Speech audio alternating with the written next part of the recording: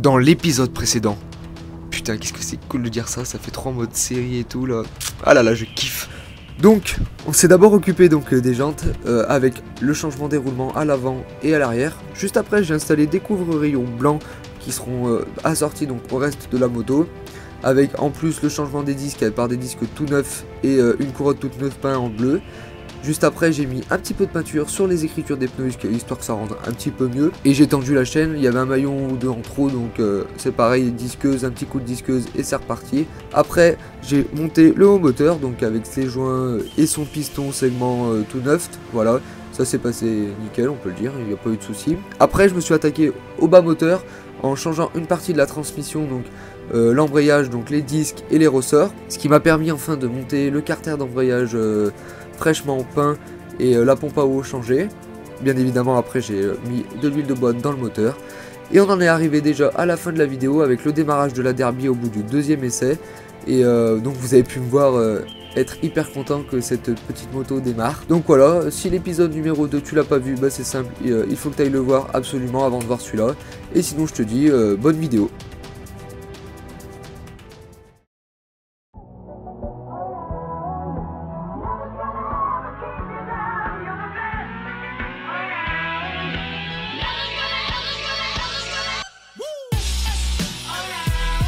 Ah, mais vous êtes là. Bon, on est parti pour le troisième épisode de Wheeler Dealers avec la restauration de cette DRD Racing.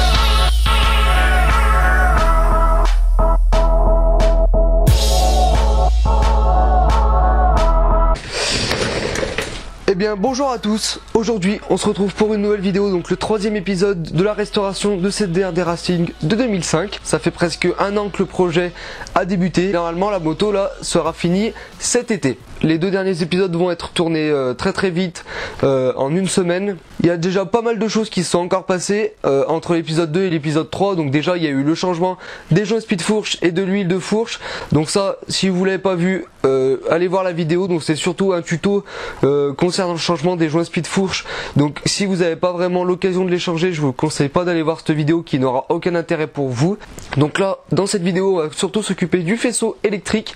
Je tiens à dire aussi merci pour la dernière vidéo. Vous avez été plus de 18 000 à la voir et peut-être il y a peut-être eu 10 000 vues en même pas une semaine. Le nombre d'abonnés a complètement explosé sur la chaîne. Voilà, merci à tous.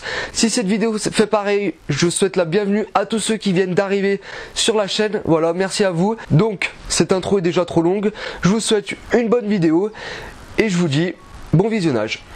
Là donc on va s'occuper du faisceau, donc du stator de l'allumage, parce que la gaine elle est toute pourrie déjà. Les cosses, c'est pareil, il va falloir que je les change.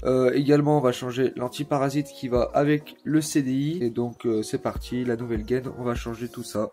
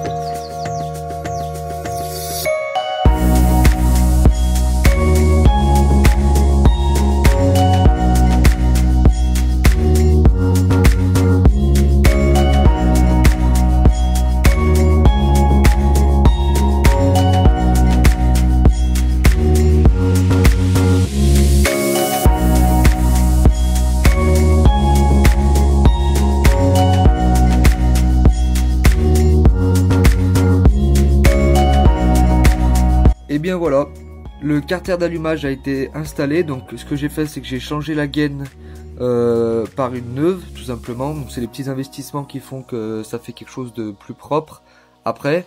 Alors en parlant de plus propre, là c'est des rejets d'huile quand je l'ai démarré la dernière fois, parce qu'en fait ça fuit au niveau du pot, donc je vais nettoyer et ça sera neuf, enfin ça sera en bon état.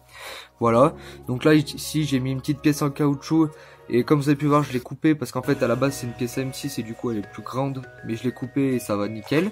Voilà, donc avec le carter d'allumage tout neuf, et donc au final on a le CDI donc qui arrive ici, donc avec ce petit câble vert et la cosse qui doivent être reliés à la masse, donc du coup vissé au cadre ici. Et ici donc on a toutes les cosses qui sont neuves. Ici on a le fil vert qui normalement va au Neumann, et là le fil jaune c'est pour le 12 volts. Alors eux je m'en suis pas encore occupé parce qu'en fait ceux-là ils vont être reliés au faisceau et je vais les souder, donc c'est pour ça que pour l'instant je les laisse comme ça, je m'en occupe pas tout de suite. Voilà, donc là c'est le 12 volts qui va s'occuper des feux de la batterie, etc. Et enfin il me semble que c'est ça, il faudra que je revérifie, parce que ça fait longtemps que j'ai pas touché au faisceau, et là c'est le fil qui va au Neumann. Voilà, donc maintenant on va continuer et on va aller s'occuper du support de plaque.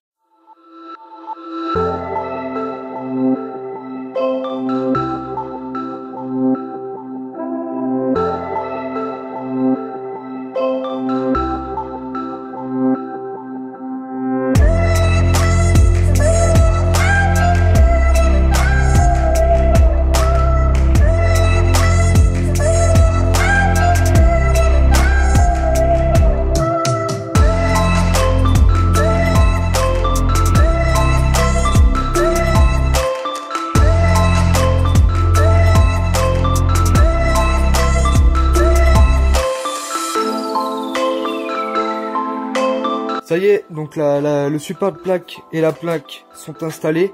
Alors la plaque c'est provisoire, donc avec les deux vis, voilà. Parce que comme vous avez vu, j'ai fait deux trous ici, et en fait ça va être sûrement pour mettre des rivets, enfin c'est même sûr, je vais mettre des rivets, voilà. Sauf que le seul souci qu'il y a, c'est que j'ai pas de rivets assez longs, voilà. Les seuls que j'avais, donc c'est cette boîte là, et ils sont tout petits, donc va falloir que j'aille en acheter. Mais sinon, ça rend plutôt bien. Je vais pouvoir donc me lancer sur le faisceau pour justement câbler les deux clignotants et le feu à l'arrière. Donc sinon ça tient, il n'y a pas de souci, hein, franchement. Bon voilà, ça a du jeu parce que c'est du plastique, mais sinon voilà, ça tient, il n'y a aucun souci. Donc voici la vision finale en quelque sorte. Donc aussi ce que je vais faire peut-être, c'est que je vais remplacer les écrous des vis par des écrous freins, parce que je pense qu'avec les vibrations, ceux-ci à force ils vont finir par se défaire. Voilà, donc on regarde avec la bavette une fois qu'elle est mise à peu près correctement. Donc voilà, le feu on est juste, voilà, avec les clignotants, et ça passe tout nickel. La plaque est peut-être un peu levée, voilà, comme un peu trop levée, inclinée. Donc ça je vais voir, je vais peut-être pas le filmer, mais si je l'incline un peu plus vers le bas, en fait ce qu'il faut faire justement c'est chauffer avec un décapeur thermique à ce niveau là le support de plaque, et à force vous venez plier la plaque, vous chauffez, vous repliez, vous chauffez, vous repliez, et à force la plaque elle va finir par se mettre correctement. Donc maintenant on va continuer le faisceau, donc on va le mettre en place. Le faisceau qui est, attendez, on va aller là-bas, hop. Donc le faisceau, le voilà. Également il va y avoir la nouvelle batterie à l'intérieur, donc on va s'occuper de ça, et voilà. Bon bah c'est parti, on continue. Tac. Faites pas attention, c'est le bordel. Hop. Voilà, donc là on a la nouvelle batterie, donc ici c'est l'acide, là on a la batterie, voilà.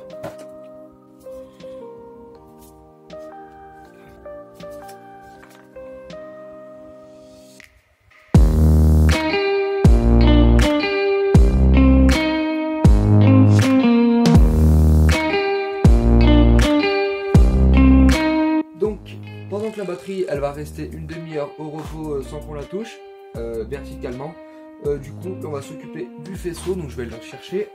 Voilà le faisceau. Donc là on a ici les feux pour non, les fils pour le feu, voilà, je dis n'importe quoi. Là ici on a les fils pour les clignotants, donc les droites ou gauche j'en sais rien. Là ici on a les autres, donc les deux autres fils pour les clignotants. Et voilà, et donc là ici on a les deux fils pour la batterie. Ici on a donc la prise pour le régulateur de tension, un fusible de 7,5 ampères. Ça normalement ça doit être le feu à l'avant, donc avec les feux de croisement, enfin voilà, une masse et les deux plus pour les deux feux. Et là ici donc on a les clignotants. Voilà. Je crois que c'est ça, ouais c'est ça, c'est les clignotants. Ça c'est peut-être le Neumann il me semble. Là c'est peut-être les fils du Neumann. Ça c'est les fils du Komodo que j'ai d'ailleurs pas installé encore mais je l'ai.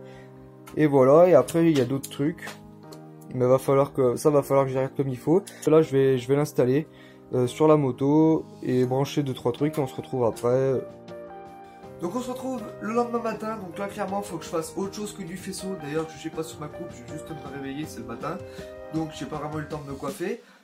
Donc voilà, donc autre chose que du faisceau comme je disais, parce que clairement là ça commence vraiment à être chiant. Et heureusement qu'il y a des sites qui m'aident avec telle couleur, ça correspond plus du klaxon ou voilà, enfin des trucs comme ça. Parce que sinon c'est vraiment la merde quand tous les fils sont coupés et que il y a même des fils qui ont disparu, voilà. Donc c'est vraiment la merde et ça me demande beaucoup de travail, j'arrête pas de souder, de couper et tout, c'est un truc de fou. Donc voilà, je préfère faire une pause pour repartir comme il faut tout à l'heure. Peut-être cet après-midi je le ferai ou un autre jour, voilà. Je m'en occuperai peut-être plus tard. Donc là en attendant, ce que je vais faire c'est que je vais m'occuper du pot d'échappement de la moto. Voilà, donc ce que je vais faire c'est que je vais le poncer, mettre un coup de haute température noire, voilà. Et il y a une petite pièce en métal poli dessus, enfin qui était censée être poli mais qui l'est plus du tout.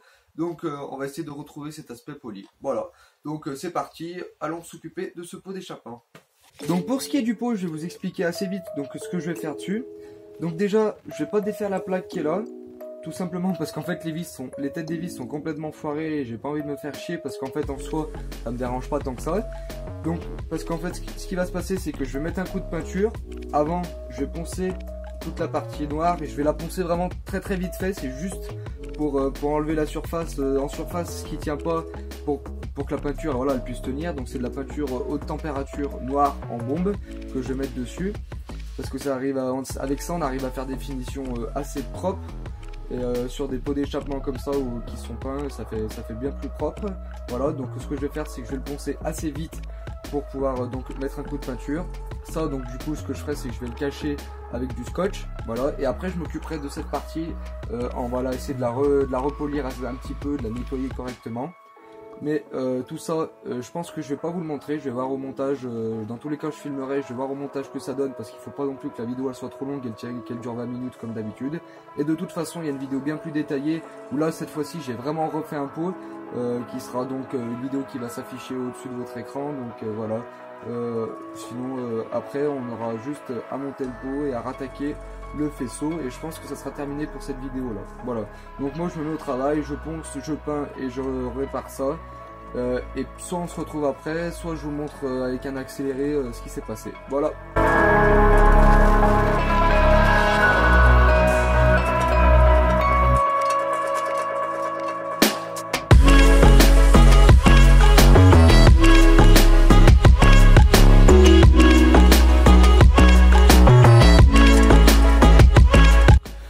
C'est pas tout, mais avant de poser ce pot d'échappement sur la moto, va vraiment falloir que je continue ce faisceau et j'ai déjà bien avancé.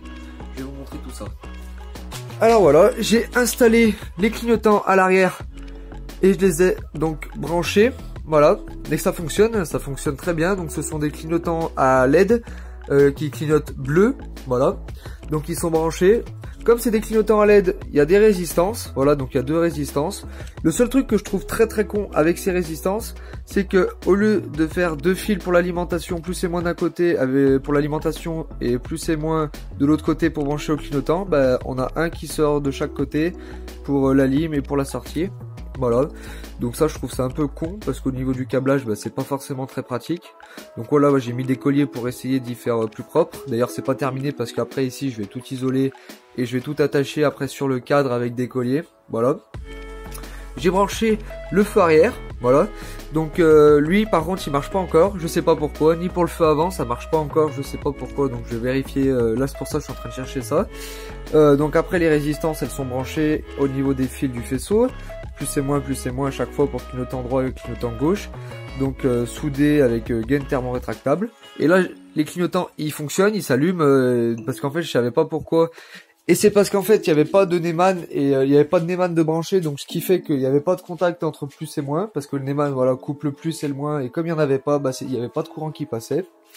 Donc du coup, ce que j'ai fait, c'est que j'ai branché le Neumann, donc j'avais déjà repéré les 4 fils du Neumann, et après, donc, ici, pareil, branchement des clignotants, donc d'abord les résistances qui ont été branchées sur les fils, et le feu avant que j'ai branché provisoirement. Et c'est pareil, donc comme l'arrière il ne fonctionne pas, donc je suis en train de repérer ce qui va pas, d'essayer de voir ce qui va pas. Mais voilà, on avance un petit peu quand même. Donc voilà, je vous laisse. Je vous montre pas tout ça parce qu'au final c'est quoi? C'est de la soudure, c'est beaucoup de temps de passer à faire des mesures avec celui-là, avec le petit appareil de mesure, pour pouvoir repérer chaque fil, pour pouvoir voir où il y a du courant, où il y en a pas. Voilà, donc c'est pour ça, c'est assez galère et c'est assez chiant, donc je vous fais pas profiter de ce magnifique plaisir, désolé. Voilà, donc bah, on se retrouve plus tard. Je vais continuer à avancer. J'aimerais bien que quand on se retrouve la prochaine fois, les feux marchent. De retour sur le faisceau donc de cette derby. Et ça y est, putain, j'y suis arrivé. Ça s'allume tout correctement. Clignot, ça marche. Feu, ça marche. Il y a tout qui marche correctement. Le seul truc que j'ai pas branché, c'est le klaxon, mais ça sera dans la prochaine vidéo. Alors, je vais vous montrer tout ça. Donc là, voilà, ici on a les clignots. Donc voilà, j'ai essayé de regrouper un peu correctement. Donc là, ici, j'ai regroupé tout ce qui allait au niveau de la plaque phare. Voilà. Donc tout fonctionne correctement. Donc là, voilà, ici on a le faisceau principal qui arrive. Après, ici, ça repart à la plaque phare. Et là, ici, tout ça, tout ce qui est ensemble, c'est plus ce qui part au guidon. Voilà. Donc ici, on a le Neumann. On a le Komodo, donc qui est démonté. Et il manquera du coup plus le câble, plus les fils du klaxon, parce qu'ils avaient été complètement supprimés, donc ça je le ferai la prochaine fois. Et le troisième, c'est les fils qui vont au contacteur, les fils du contacteur, voilà, pour le mettre cylindre, pour le feu arrière. Et donc qu'est-ce que j'ai fait là? J'ai été obligé de changer les cosses, parce qu'elles étaient trop petites pour ce mettre cylindre là, voilà. Bien sûr, tout a été soudé, tout correctement. Il y a de la gaine thermo-rétractable de partout. Voilà, c'est tout correctement. Ça c'est bien fait. Voilà. Ici, on a un gros pâté, mais ça normalement, c'est censé ne jamais être démonté. Et ça, par contre, voilà, ici, il y a juste un riselant qui regroupe toutes les cosses, donc des clignotants. J'ai juste mis du scotch pour isoler, mais ça regroupe ici toutes les cosses des clignotants. Comme ça, imagine le type, il veut changer le clignotant, il veut changer les clignotants, mais il a juste à couper le riselant, enfin les riselants, enlever le scotch, et après il a juste à les débrancher et à rebrancher les nouveaux. Voilà. Et ça, j'ai fait pareil à l'arrière. Par contre, les résistances, elles sont soudées, mais du coup, maintenant il y a quasiment que des clignotants à LED, donc les résistances, c'est pareil, normalement, elles ont jamais besoin d'être démontées. Donc voilà. Et en fait j'ai trouvé mon problème, donc du coup des feux, ça fonctionne tout. Parce qu'en fait si vous voulez, les clignotants c'est pris directement ici. Par contre les feux faut que le moteur tourne, parce qu'en fait le fil qu'on voit là, jaune et rouge, en fait c'est celui qui est relié au jaune du moteur. Et en fait c'est le moteur qui alimente les feux. Voilà, c'est le moteur qui alimente les feux. Donc qu'est-ce que j'ai fait? J'ai simulé le moteur avec une petite alimentation 12 volts externe, donc avec le moins qui va à la masse et le plus qui va donc ici aux 12 volts. Donc quand je la mets en marche, donc là on a le feu qui fonctionne correctement. Donc là en fait c'est comme si le moteur tournait. Et là après on a la plaque phare qui fonctionne. Et bien évidemment avec le Komodo qui est ici, hop, on peut basculer en plein phare. Voilà. Et ça fonctionne nickel. Donc ici pareil, on a un faisceau. Donc ici toujours nos cosses d'allumage qui ont été isolées avec du scotch. Donc là, et il y a toujours, donc il y aura juste un riselant à couper si le mec il veut changer les clignotants. Là ici on a le feu arrière, voilà, avec les 3 fils, les résistances, tout ça. Donc voilà, tout le faisceau arrière. Et donc là ce que je vais faire, c'est que je vais le faire repasser tout le long là ici et l'attacher avec des riselants, des colliers. Many months later. Voilà, ça a été tout attaché avec des colliers. Voilà. Donc tous les fils et tout, c'est tout, ça a tout été attaché, donc ça bouge plus du tout. Voilà. Là ici, voilà, j'ai essayé de caser un peu les résistances, de les faire tenir. Là après la batterie et tout ça. Ça voilà, c'est fini. Là ici c'est pareil. Donc là après il me restera la plaque métallique. Je vais faire une plaque métallique pour mettre le Neyman. Donc voilà. Après il y aura le commodo à installer. Donc après il y aura des colliers et tout sur le guidon pour tenir les fils. Et là ici voilà il y a les fils du contacteur du mètre-cylindre. Donc là c'est pareil, je mettrai les colliers. Voilà. Donc sinon il y a rien qui dépasse et tout. Je suis content parce que ça va plutôt bien, ça a plutôt bien été, donc voilà.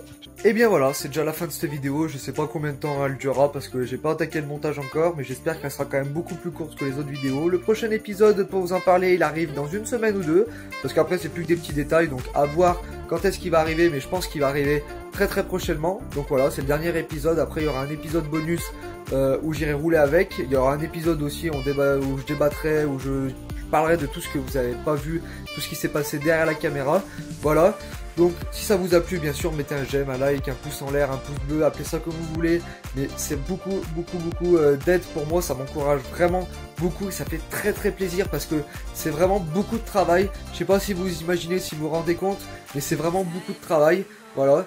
Et ça prend beaucoup de temps et c'est ça qui est compliqué, de trouver le temps, parce qu'en soi moi j'adore faire ça, mais j'ai pas assez de temps et de trouver le temps c'est compliqué. Voilà, donc abonnez-vous à la chaîne pour tous ceux qui sont pas encore abonnés, tous ceux qui arrivent, tous les nouveaux, bienvenue à vous sur la chaîne.